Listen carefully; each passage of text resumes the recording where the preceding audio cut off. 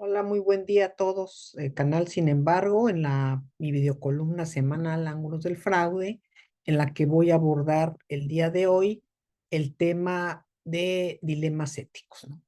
El tema es importante porque nos vamos a referir a un ámbito no solamente gubernamental, sino privado y hasta en la vida de cada uno de nosotros, cómo juegan estas dudas, cómo debemos nosotros de abordar estos dilemas cuando entendemos que un dilema ético es una decisión difícil. Es una decisión difícil en la cual se espera que la gente vaya más allá de lo que establece el derecho y con un estándar mínimo de conducción.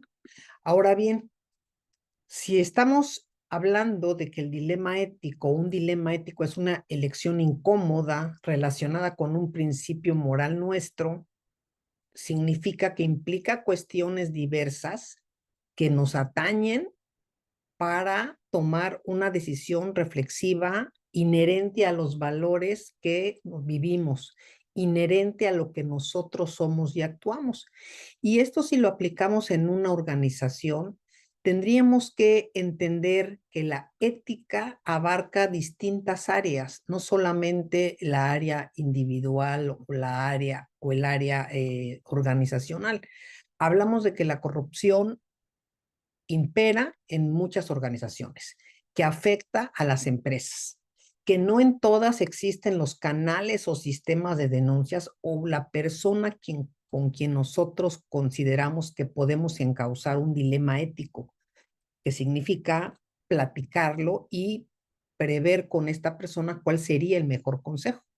Y aquí la auditoría interna, en su rol anticorrupción, ha dejado mucho que desear en ambos sentidos porque no hay realmente un área específica con las personas idóneas, con las características necesarias que puedan en un sentido claro ofrecer una alternativa, la confianza a la persona para que tome la decisión idónea y sobre todo que no habrá represalias. Y estamos hablando que hay graves colapsos corporativos que hemos conocido, que derivan, por supuesto, en pérdidas financieras y todo ello conlleva la ruptura de una cultura ética.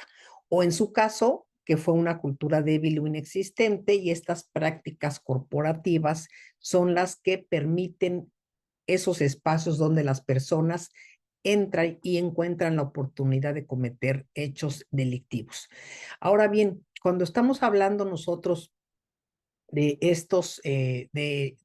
los dilemas éticos, significa que alguien va a tomar una decisión y necesita saber que está haciendo lo correcto. ¿Por qué decimos que a veces requerimos ese apoyo externo? Porque sabemos que pueden haber cuestiones que afectan nuestra vida, nuestro entorno laboral, inclusive en algunas encuestas que se hicieron en países en Europa, en Estados Unidos, las respuestas a por qué no denunciaban las personas cuando veían que había algo irregular, pues era lo que ya hemos oído también en muchos espacios cercanos. No es de mi interés, no me importa porque nunca pasa nada, yo no quiero problemas en el trabajo, de todos modos no van a hacer nada. Y entonces, bueno, si tienen ese incentivo negativo en la cual no se establece o saben, consideran que no hay un proceso efectivo de investigación, pues ¿cómo van a asegurarse que se proporcione una protección efectiva a los denunciantes? Eso en la vida real es muy, muy difícil, salvo en algunas empresas. Me ha tocado visualizarlo, me ha tocado colaborar con ellas en las cuales sí hay un enlace apropiado entre el sistema de denuncias y la auditoría interna, pero las líneas de reporte no son tan claras. Y si hablamos de la ética en las organizaciones, estamos hablando de un conjunto de principios y valores mediante los cuales esperamos que una organización, una empresa, defina cuál es su misión y cómo espera el comportamiento de sus miembros. Y eso estamos hablando no solamente de la ética personal que atañe a cada persona, sino de la ética organizacional. Y fíjense, si las personas que integran una organización en la alta dirección se sabe que son corruptas, son tramposas, son perpetradoras, vienen de cometer hechos delictivos, cometen actos deshonestos, pues simple y sencillamente no va a haber programa de cumplimiento que sea efectivo. Y por eso es tan importante y tan relevante la participación de la alta dirección y en la que todos se sientan responsables de hacer lo correcto. ¿Cuáles son los actos o las conductas que son más recurrentes? Bueno, pues son el soborno, son la malversación de activos, el tráfico de influencias, el abuso en las funciones, el encubrimiento, el acoso, que es un tema que vamos a abordar en alguna de las próximas videocolumnas, porque necesitamos fortalecer la integridad individual y la integridad organizacional. Y para hacer efectivo esto, no es simple y sencillamente generar un protocolo y poner de donde quiera colgado un código de ética, sino que esta cultura corporativa se viva y que todos se sientan responsables de hacer lo correcto. Se compra eso, es una pertenencia y va más allá del derecho. Entonces, nosotros, ¿cómo podemos desarrollar o cómo podemos apoyar en una organización, en nuestro entorno laboral, incluso en nuestro entorno familiar? Porque muchas veces alguien sabe y conoce qué está sucediendo alrededor, con los vecinos, y el temor lo paraliza. Y esto es algo natural. El temor nos paraliza porque no sentimos protección, no sentimos seguridad. Y entonces, si detectamos actos deshonestos o si alguien nos invita a cometer un acto deshonesto y no estamos, por supuesto, conformes, necesitamos articular de una manera precisa y primero saber a quién vamos a recurrir. ¿Quién es la persona idónea para comunicarle esto que está ocurriendo? Identificar qué actividades son deshonestas, cuáles son las actividades realmente que necesitamos nosotros denunciar. En muchas ocasiones, las personas no saben que lo que les están proponiendo es algo inadecuado. En muchas. En la mayor parte lo saben vamos a decirlo más claramente, los que cobran más, los que tienen mejores cargos. Yo aquí hablo de las personas a las cuales utilizan.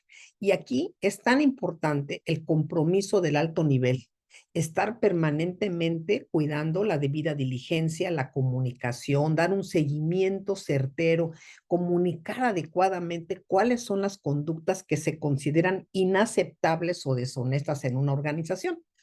En algún hecho cercano, porque ahora en la consultoría hago investigaciones, muchas de acoso, muchas de fraude, y en estas situaciones las personas que me ha tocado en casos investigación por acoso, por ejemplo, o discriminación, piensan que eso es naturalizar, naturalizan el modo y el término en cual se dirigen a otras personas, no importa el género. Y no saben que esto simplemente no es aceptable. Y no es aceptable porque en su entorno, en su casa, en su lugar donde han vivido y sobrevivido, no ha habido límites para poner orden y para explicarles qué se puede esperar y cuál es un comportamiento ético a la altura de una organización. Entonces, si las organizaciones saben que pueden existir presiones para los empleados, que pueden existir dificultades financieras, que hay problemas. Después de la pandemia se generaron muchos temas, muchos vinculados a lo que es la ética de la responsabilidad.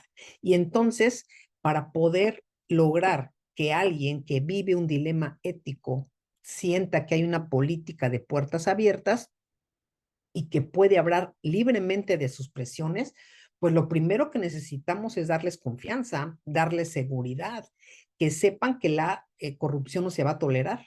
Y eso, el único ejemplo es simple y sencillamente con las sanciones. Si no hay sanciones, hagamos lo que hagamos, no va a pasar absolutamente nada. Y aquí la pregunta es, ¿se toma en serio la ética en su organización, en su entorno, en su vida? ¿Es equitativo el trato que se le da a las personas que denuncian? Los que me han respondido y puesto comentarios en los chats, en estas columnas, sé y entiendo y comparto su grado de frustración cuando toman la decisión correcta de hacer la denuncia de un acto de corrupción. ¿Y qué es lo que sucede? Que los corren, las decisiones las toman en alta dirección, los toman como conflictivos y finalmente lo que se vive es que hacer las cosas correctas implica que tengas un castigo, cuando lo que deberíamos esperar es que la capacidad y la fuerza de alguien que decide enfrentar un dilema ético sea premiado. Y el premio no es un premio patrimonial, no, es un premio, es un incentivo en el cual la integridad se revela, se premia, se les da ese espacio para denunciar ese comportamiento inadecuado y se les informa cómo acabó la situación, que todos se sientan responsables de hacer lo correcto. Entonces, estas personas arribistas, estas personas carentes de empatía, estas personas que únicamente llegan a hacer negocios, que son colocados únicamente para llegar a acceder a lo que les ordenan los jefes, pues simple y sencillamente no van a generar este espacio de confianza en donde haya procedimientos específicos para lidiar con cada una de las faltas, en las cuales sean inclusive dentro y fuera del trabajo. No podemos decir que alguien va a poner en redes sociales o a denigrar a su jefe o a su superior, simple y sencillamente porque está fuera del trabajo y transgrede reglas claras. Entonces, es la información de la organización suficiente para conocer que los comportamientos éticos son los esperados. Los comportamientos individuales son aquellos que van a conformar en un entorno la ética organizacional y el deber de cada uno de comportamiento. ¿Qué tanto lo sabemos? Puedo decirles que los hábitos y prácticas personales, por supuesto que importan, importan mucho, porque si alguien de por sí tiene prácticas inadecuadas o inapropiadas, sabemos que las va a llevar a su entorno. Ahí es cuando nosotros necesitamos saber bien qué hacer y cómo hacer. Entonces, la poca ética es sobre todo algo que no debemos permitir.